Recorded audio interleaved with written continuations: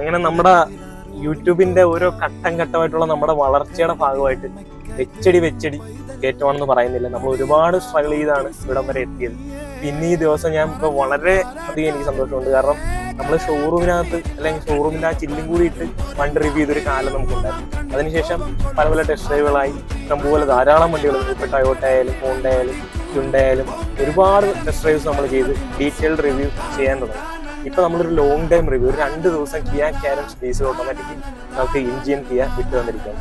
അപ്പൊ ഇതിന്റെ ഒരു ഡീറ്റെയിൽഡ് റിവ്യൂ ഇൻഡെപ്ത് ആയിട്ട് നമുക്ക് ഇതിനെപ്പറ്റി പഠിച്ച് ഇതിനെപ്പറ്റി മനസ്സിലാക്കി ഇതിന്റെ ഫ്യൂൽ എഫിഷ്യൻസി, എഞ്ചിൻ റിഫൈൻമെന്റ്, ഡ്രൈവബിലിറ്റിനെ പറ്റി ഇൻഡെപ്ത് ആയിട്ട് അറിഞ്ഞിട്ട് നിങ്ങളോട്ട് വീഡിയോ എത്തിക്കാം. നമ്മൾ ആഗ്രഹിച്ചത് ഇങ്ങനൊരു സംഭവമാണ്.